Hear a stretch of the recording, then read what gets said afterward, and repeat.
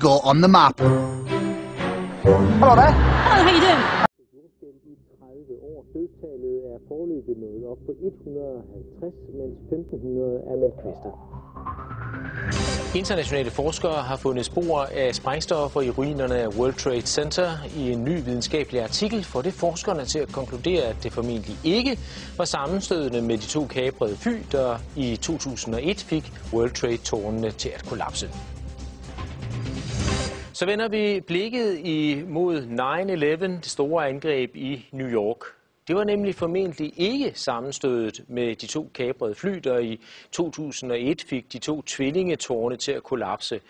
Det konkluderer i hvert fald en netop offentliggjort videnskabelig artikel. Internationale forskere har gjort fund af sprængstoffet nanotermit i ruinerne af de sammenstyrtede tårne, og sprængstoffet kan ikke stamme fra de to fly. Tværtimod tyder undersøgelserne på, at det formentlig i forvejen var anbragt i bygningerne, og der er altså tale om flere tons sprængstof. Niels Harrit, du har sammen med 8 andre forskere lavet den her artikel, hvor I konkluderer, at det formentlig var stoffet nanotermit, som forårsaget sammenstyrtningerne af de her bygninger. Hvad er nanotermit for en størrelse? At vi har fundet nanotermit i støvet fra sammenstyrtning af World Trade Center. Vi siger ikke, at der kun blev brugt nanotermit. Men nanotermit, hvis jeg skal forklare, hvad det er, så den sidste del af ordet termit, det er en gammel opfindelse faktisk fra 1893, som er en blanding af aluminium og pulveriseret rust, som hvis det reagerer med hinanden, udvikler en enorm varme. Der dannes i reaktionen jern, som er 2500 grader varmt. Og det kan man bruge til at svejse med, det har man gjort, det er meget nyttigt. Men det kan også bruges til at smelte andet jern. Men i nanoteknologien, der bliver alting meget mindre. Så de her to pulver, som man lavede i 1893, er nu om dagen nogle bitte små partikler, som er blandet umådeligt godt med hinanden. Og det betyder, at når de reagerer, så udvikles denne her enorme varme meget hurtigere. Og samtidig kan man tilsætte andre stoffer, således at nanotermitter både kan virke som noget, der giver en masse varme, men det kan også virke som et meget effektivt sprængstof. Faktisk er der mere energi i nanotermitter, end der er i almindelige sprængstoffer og dynamit. Og man kan også bruge det som raketsprængstof, så det kan bruges til det hele.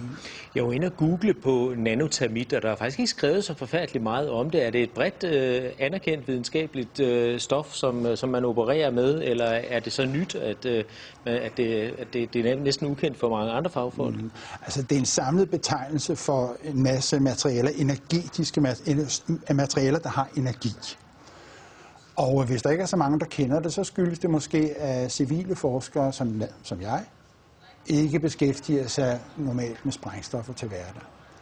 Og med hensyn til mine kolleger inden for det militære forskningsapparat, så må du hellere spørge dem, fordi jeg ved jo ikke, hvor meget de er på forkant med nanoteknologi.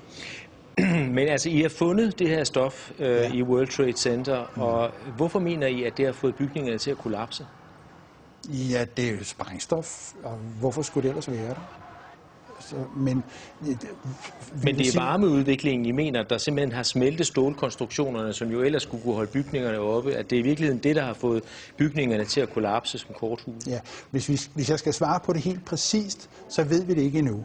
Fordi det materiale, vi har fundet, har mulighed for både at fungere som sprængstof, som altså direkte slår tingene over, og det har mulighed for at smelte stålet. Sandsynligvis er der brugt begge slags.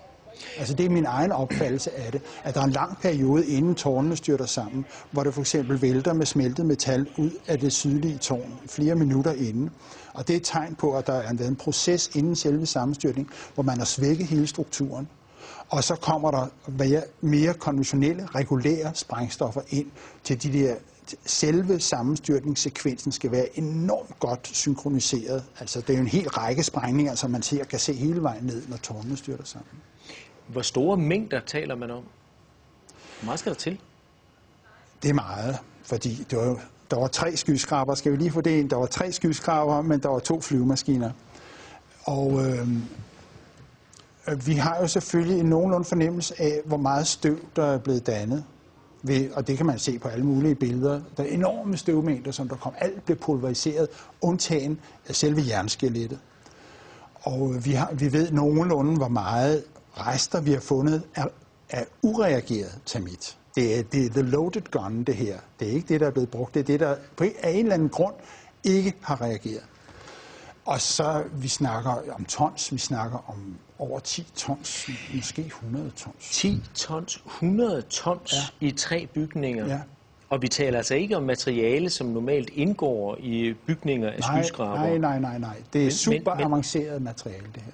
Men hvordan placerer man sådan noget i skyskrabere på alle etagerne? Altså hvordan man får det ind? Ja. På paller. Ja, det vil jeg da. Altså, hvis jeg skulle transportere de mængder, vi da kørt ind på paller. Hvordan en lastbil, og så kørt ind på paller. Hvorfor har man ikke opdaget det noget før? Eller før? Hvem skulle opdage det? Portneren for eksempel, altså at man kører rundt med 10-100 tons nanotermit, som man placerer på etagerne i store sække, eller jeg ved ikke, hvad man gør. Altså, det undrer mig bare, at man ikke har opdaget det. Jamen, det spørgsmål skal du jo som journalist stille til det firma, som stod for kontrollen, for sikkerhedskontrollen i World Trade Center. Men I er i hvert fald ikke i tvivl om, at materialet har været der? Ja, det er sådan en videnskab. Du kan ikke rigtig snyde der, at vi har fundet det. Og det er ureageret termit. Hvilken modtagelse har jeres artikel fået rundt omkring i verden? Altså det er jo helt ny viden for mig også. Ja. Nu udkom den altså i fredags, så det kan vi ikke rigtig sige endnu. Men der er ikke så stor nyhedsværdi i det her, som du måske tror. Fordi at de 3 skyskrabere blev revet ned, det er der 100.000 vis af mennesker over hele verden, der ved. Fordi det har været krystalklart længe af mange andre grunde, end jeg kommer med her. Det her, det er kun det sidste søm i kisten. Altså, fordi, som sagt, det er ikke the smoking gun, det her, det er the loaded gun. Og antallet af mennesker, som indser, at World Trade Center bliver revet ned, de vokser med tusindvis om dagen. Det er ikke noget, du bare sådan kan stoppe, så det skal nok komme. Hvordan kan det være, at man ikke har opdaget, at der har været nanotermit i bygningerne tidligere? Altså, vi har jo snart 10-års jubilæum på terrorangrebet, og det kan jo egentlig undre, at man ikke har fundet det tidligere. Altså i støvet, mener du? Ja. Det blev fordi det er lidt tilfældigt, at der også er en, der kiggede på støvet i et mikroskop, og det er sådan nogle små røde chips, altså de største er millimeter og ned efter. Så de allerstørste kan du se med det blotte øje, men langt de fleste af dem skal du altså have et mikroskop frem for at finde. Og så det var lidt et tilfælde, det er lidt over 2 år siden, at der var en, der opdagede det. Og den videnskabelige artikel, som du refererer til her, og som udkom i fredags, den har været 1,5 år undervejs. Det er en meget omfattende artikel, det er meget grundigt arbejde, og det laver man ikke fra den ene dag til den anden. Men du har arbejdet i flere år, fordi det her, det har undret dig? Ja, over 2 år faktisk. Det var da jeg så bygning 7, som er den 3. skyskraber, styrte sammen. Da jeg så den første gang, fordi den styrtede ned 7 timer efter tårnene. Og der var altså kun 2 flyvemaskiner. Så når man ser sådan en bygning på 47 etager, 186 meter høj, styrte sammen på 6,5 sekunder, og man er naturvidenskabsmand, så tænker man, what? Og så skal man lige se det igen. Og så skulle jeg se det igen. Og så trykkede jeg på knappen 10 gange, og munden røg længere og længere ned, fordi for det første havde jeg aldrig hørt om den bygning før, for det andet var der ikke nogen synlig grund til, at den skulle styre sammen på den måde. Den styrter fuldstændig sammen, så der siger den sådan på 6,5 sekunder. Og siden den dag har jeg ikke haft fri. Altså, lige siden 9/11, der har der jo været spekulationer fremme og konspirationsteorier. Og hvad vil du sige til de seere, som nu sidder og hører om jeres undersøgelse for første gang, og hører om jeres videnskabelige arbejde og siger, ja, vi har hørt det før, måske i anden indpakning. Folk har god fantasi, der er masser af konspirationsteorier. Hvad vil du sige til dem, for at overbevise dem om, at det her, det er altså noget andet? For mig er der kun én konspirationsteori, som er værd at snakke om her. Og det er den med de 19 flykapere. Og der synes jeg, at de mennesker, som der så sidder, som kigger på det her, skal spørge sig selv, om hvilke beviser har vi egentlig set på den konspirationsteori, den officielle konspirationsteori. Har vi set nogle beviser? Hvis der er nogen, der har set dem, så vil jeg gerne høre om dem. Der er ikke nogen, der er anklaget. Der er ikke nogen, der er efterlyst. Så det eneste konsekvens af det her, mener jeg, må være et krav om at få en ordentlig politimæssig efterforskning af terrorangrebet 9/11, fordi det er ikke sket. Den venter vi på, og vi håber, at vores resultater vil indgå som tekniske beviser, når den dag kommer. Niels Heidt, spændende. Tak fordi du kom.